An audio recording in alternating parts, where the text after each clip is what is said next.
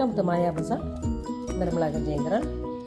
இன்றைக்கு நாம் பார்க்கும் ரெசிபி முருங்கைக்கீரை முட்டை பொரியல். கடாயில் 2 டம்ளர் தண்ணி ஊற்றிருக்கேன்.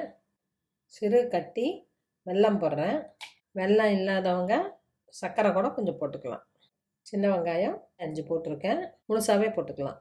முருங்கைக்கீரையில் அதிகமான இரும்பு சத்து இருக்கிறதுனால வேக விட்டு தண்ணியை வடிச்சிடணும். அப்போ தான் டைஜஷன் ஆகும். கீரையும் சாஃப்டாக இருக்கும். இளங்கீரையாக எடுத்து கழுவி வச்சுருக்கேன். முருங்கைக்கீரையை ரொம்ப வேக வைக்கக்கூடாது. ரொம்ப வேக வச்சா கசந்து போயிடும். அதே போல் கரண்டி போட்டு நம்ம அடிக்கடி தொலவும் கூடாது. நல்லா பாயில் ஆன விட்டு இதை போட்டுடணும். கொஞ்சமாக கீரை எடுத்ததுனால தான் 2 டம்ளர் போட்டிருக்கேன். தண்ணி நிறைய கீரை எடுத்தால் அதுக்கேற்ற மாதிரி 3 டம்ளரோ 4 டம்ளரோ ஊற்றிக்கணும். கரண்டி காம்பை வச்சு லேசாக பரட்டி விடணும். மூடி வைக்கக்கூடாது. மூடி வச்சா அந்த பச்சை கலர் போயிடும். நல்லா ஹை ஃப்ளேம்லேயே விட்டுறணும். 2-3 நிமிஷம் தான் ஆச்சு. நான் ஒரு தடவை பரட்டுறேன். இந்த சூட்டுலேயே கீரை வெந்துடும். வெல்லம் போடுறதும் பசுமையாக இருக்கிறதுக்காக தான். எந்த கீரையுமே மூடி வச்சு பண்ணக்கூடாது தான் சொல்கிறாங்க. இப்போ பாருங்கள், சாஃப்டாகிருச்சு. ஆஃப் பண்ணிடலாம். தண்ணியை இதெல்லாம் வடிச்சிடலாம். தண்ணியை கொட்டிடணும், யூஸ் பண்ணக்கூடாது. தண்ணியை ஃபில்ட்ரு பண்ணிவிட்டு வேறொரு சின்ன கடாய் வச்சுருக்கேன். நல்லெண்ணெய் 1 டீஸ்பூன் ஊற்றுறேன். கடலெண்ணெய் 1 டீஸ்பூன். கீரைக்கெல்லாம் கடுகு ரொம்ப போடக்கூடாது. 1 பிஞ்சு போடுறேன். கடலைப்பருப்பு 1/2 டீஸ்பூன். உளுந்தம்பருப்பு 1/2 டீஸ்பூன். பச்சை மிளகாய் 1, வரமிளகாய் 2, 10 சின்ன வெங்காயம், பூண்டு 2 பல்லு பொடியாக நறுக்கியிருக்கேன். கீரைக்கெல்லாம் ரொம்ப ஃப்ரை ஆகணும்னு அவசியம் இல்லை. பாதி ஃப்ரை பண்ணால் போதும். அப்போ தான் அந்த வெங்காயத்தோட இனிப்பு கீரையில் சேர்ந்து கீரை கசக்காமல் இருக்கும்.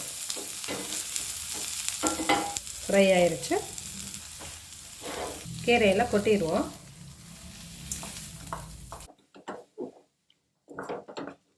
தேவையான அளவு உப்பு போட்டுக்கலாம். கீரை வேகிறப்பே உப்பு போட்டாலும் கீரை வேகாது. நான் கல் உப்பை பொடி பண்ணி தான் வச்சுருக்கேன். கொஞ்சமாக போட்டுக்கலாம்.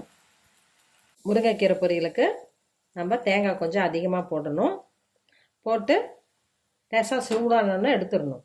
சில குழந்தைங்க முட்டையெல்லாம் சாப்பிடாது. அந்த குழந்தைகளுக்காக இதுலேயே முட்டை 1 போட்டாலும் டேஸ்ட்டு நல்லாயிருக்கும். கீரையெல்லாம் லேசாக தள்ளி விட்டுட்டு கொஞ்சமாக எண்ணெய் விடுறேன். ஒரு முட்டையை உடச்சி வச்சுருக்கேன். நம்ம கீரையிலே உப்பு போட்டுட்டோம். தேவைப்படுறவங்க கொஞ்சம் இதில் உப்பு போட்டுக்கலாம். இப்போ இதை ஊற்றிடலாம். இதை நடுவில் ஊற்றி அப்படியே கிளறி விட்டால் வெந்துடும். சிம்மில் வச்சுருக்கேன். எல்லாம் சேர்த்து ஒரு ஃப்ரை பண்ணிடுவோம். முட்டை 1 போடுறதுனால கீரை இன்னும் சாஃப்டாகிடும். டேஸ்ட்டும் கூடும். இப்போ நம்ம கொஞ்சம் தேங்காய் போட்டுக்கலாம். குழந்தைகளுக்குன்னா 1 டீஸ்பூன் நெய் கூட ஊற்றலாம். நெய் அல்லது தேங்காய் எண்ணெய் 1/2 டீஸ்பூன் ஊற்றலாம். ஸ்டவ் ஆஃப் பண்ணிடலாம். முருங்கைக்கீரை முட்டை பொரியல் ரெடி ஆயிடுச்சு. இது எல்லாத்துக்குமே ரொம்ப பிடிக்கும். முருங்கைக்கீரைன்னா குழந்தைங்க சாப்பிடாதுங்க, ரஃப்பாக இருக்குன்னு.